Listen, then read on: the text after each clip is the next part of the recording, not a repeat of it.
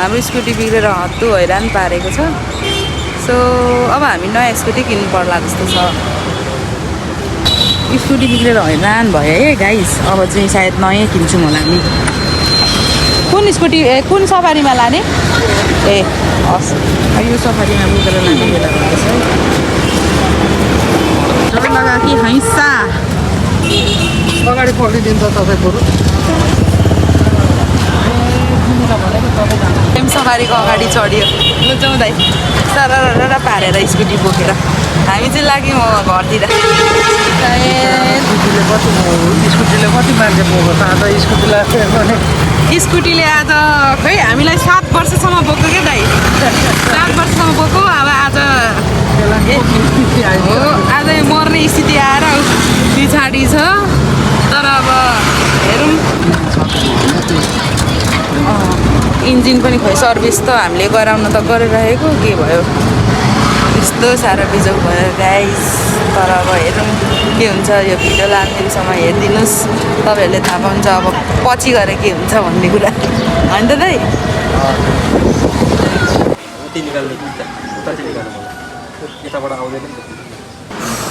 Photo झिक्न लगाएको छौँ। हाम्रो पासपोर्ट साइजको फोटो थिएन, सो हामी दुईजना बुढाबुढी नै फोटो झिक्नलाई म्याजिक स्टुडियो आएको छौँ। आज फोटो लगाएको छ ल राम्रोसँग हो है। भरि कति धेरै किची फलेको रहेछ। उनीहरूलाई नि चाहिएको छ कि उनीहरूले बुवा अनि किची खाने खानु हो? यस्तो किचीहरू सानोमा कति खान्थ्यौँ हो हामी। अहिले आउँछु ल, अहिले आउँछु ल म। एकदम मामाको हो नि यो चाहिँ। Really excited. अब यो स्कुटी भन्नुहुन्छ भने यो चाहिँ हाम्रो होइन, यो चाहिँ नरेश मामाको हो। अनि मामाको स्कुटीमा आएर हामी डकुमेन्ट्स लिन लागेको। डकुमेन्ट्सहरू खोज्दो रहेछ नि त, त्यही भएर अब लाग्यो। सरर टिभीएस सोरुम थियो हो, दामी नयाँ हो। अब भरे आउँदाखेरि सर र मै कुदाउने होला। खुसी भइरहेछु। खुसी हुनुहुन्छ? म पनि खुसी छु। आज त सुपर एक्साइटेड। नयाँ स्कुटी, वाउ। त्यही हो क्या मान्छेले होइन आफ्नो पर्फेक्ट टाइमिङ आउनुपर्छ क्या। परमेश्वरको पर्फेक्ट टाइमिङ होइन। 7 वर्ष चलायौँ हामीले होइन। अब अहिले पनि चलाउन त मिल्थ्यो, तर त त्यसको त्यो बनाएर पनि काम छैन। जति बनायो त्यति त पैसा चाहिँ स्कुटीमा लगाएको मात्रै हुन्छ क्या। त्यही भएर चाहिँ हामीले अब नयाँ नै लिने सोच बनायौँ। ओके, सो टिभीएस सोरुम पनि आइसक्यौँ हामी। दिस इज टिभीएस सोरुम है। अब हामी नै हो यहाँको कस्टमर। राम्रोसँगले ओर्लिम ल। स्टे ट्युन है, अन्तिमसम्म हेर्नु होला भिडियोलाई।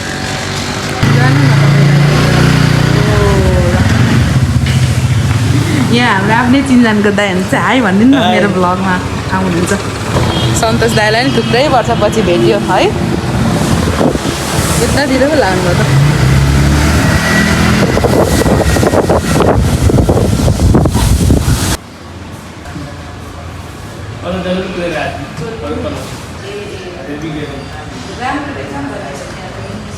अहिलेसम्म पनि दिनु म भिडियो गर्छु।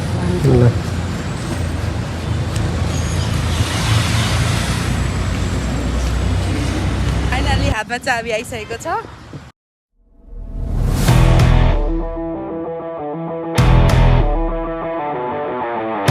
एन्ट्रोक XP यो चाहिँ 2025 को अनि नयाँ लन्च भएको चाहिँ हामीले स्कुटी लिएका छौँ।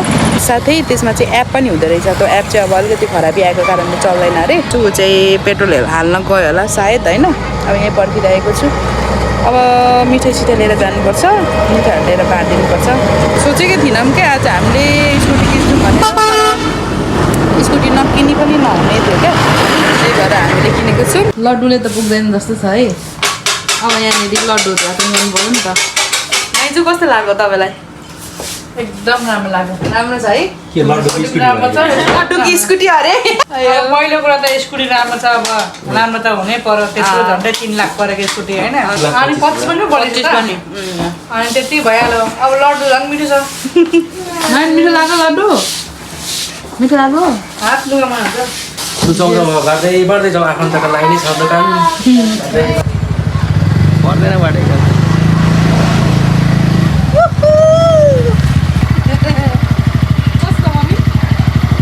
कस्तो लाग्यो बेबी स्कुटी कहिले नै इच्छुक हुनुहुन्छ भने यो भिडियोको मार्फतबाट हामीसँग सम्पर्क राख्नुहोला खुसी भयो यहाँ त लड्डु पनि ल्याइदिएको छु कस्तो लाग्यो स्कुटी ल स्कुटी किनेको उपलक्ष्यमा यो तपाईँहरूले पनि मुख मिठा गर्नुहोस् ठुलोमी ल है हजुर खानुहोस् ठुलो पनि खानु कुदाउने प्रार्थना गरेर कुदाउनु पर्छ हामीले किनभने हामीले आज एकदमै राम्रो खालको स्कुटी भेट्यौँ अनि भेरिएन्ट हुँदो रहेछ यसको धेरैवटा भेरिएन्ट मध्येमा पनि यो चाहिँ टप भेरिएन्टको रहेछ राम्रै चल्छ हामी प्रार्थना गरेर यसलाई सुवाग गर्नुपर्ने हुन्छ अहिले भरे हामी प्रार्थना गर्नलाई जानेछौँ ल हामी चाहिँ मामा माइजूको घरमा आएको छौँ प्रार्थना गर्नलाई अनि मामा पनि ठिक्क आइपुग्नु भयो सो अब प्रार्थना गर्ने अनि त्यसपछि जाने यसलाई सेटेस्कोप मैले त्यही भन्थेँ मैले तर यसलाई के भन्छ सेटेस्कोप भन्छौँ के भन्छ कमेन्टमा कमेन्ट गर्नु होला है साथीहरू बिदा चाहिँ आमामा के हो तिमी फुटबल प्रेमी हो कि क्या हो भाइ आमामा भाइ त खतरा हो नि त्यो म चाहिँ यसो डक्टर बन्न नपाए पनि सेटेस्कोप लगाएर डक्टरको अनुभव गरिरहेको छु के तयार पार्नुभयो माइजू आज फेरि आमालाई मागेपछि त मिठो मिठो खाएर फेरि माइजू यहाँ भेराइटी पकाएर फेरि रेडी पारेर राख्नुभएको छ हाम्रो प्यारो माइजूले मामाको यो मामाको हात धोएर बस्नु भयो ल ओके सुरु गर्नेछौँ सुरु गर्नुभन्दा अगाडि सुरुको प्रार्थना गर्नेछौँ सुरुको प्रार्थना चाहिँ म आफै गर्नेछु मनाऊ खुसी खुसी मनाऊ बन बन प्रभु येशू ख्रीष्टको जय सुरु गरिसक्नुहुन्छ किनभने उहाँहरूको प्रार्थना राम्रोसँग सुन्नुको प्रार्थना उत्तर प्रभुले दिँदै जानुभयो उहाँहरूले 3 वर्षभित्र दोकानको योजना अब आशिषको कुराहरू चाहिँ प्रभुले दिन सुरु गरिसक्नुहुन्छ हालेलुया 29:11 भन्दछ है किनभने जुन योजनाहरू मैले तिमीहरूका निम्ति बनाएको छु ती म जान्दछु परमप्रभु भन्नुहुन्छ ती तिमीहरूका उन्नतिको निम्ति हुनेछ नचल्ने निम्ति होइन तिमीहरूलाई आशा र भविष्य दिने अब हामी तल प्रार्थना गर्न जान आँटेको छौँ मेन कुरा आजको आज टुडे भ्लग प्रार्थना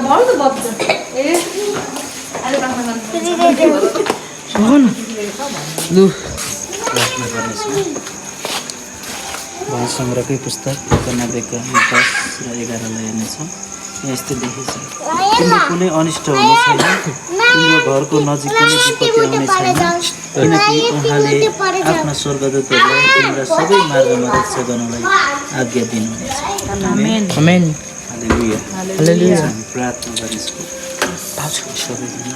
भाउजू भाउजू पिता पुत्र पवित्र आत्मा परमेश्वर उनीहरूको जीवनमा अति आवश्यकता थियो अनि यो साधनलाई चाहिँ प्रभु तपाईँको हातमा हामी समर्पण गर्छौँ प्रभु तपाईँ परमेश्वरको वचनले भन्नुभएको छ तिमीहरूको जीवनमा कुनै अनिष्ट हुने छैन साँच्चै नै प्रभु तपाईँको स्वर्गदूतहरूको साँच्चै नै स्वर्गदूतहरू तपाईँले खटाउनुहुनेछ भनेर तपाईँ यसो ख्रिस्टको उच्च मिठो पवित्र अनि दयालु नाम सो अब हामी घर फर्किँदैछौँ 10:30 भयो प्रार्थना गऱ्यौँ सर्यौँ सबै सक्यो होइन त गाइज ओके ल भिडियो यति जेलसम्म भिडियो हेरिदिनु भयो so thank you every one don't forget to subscribe the channel see you next video bye by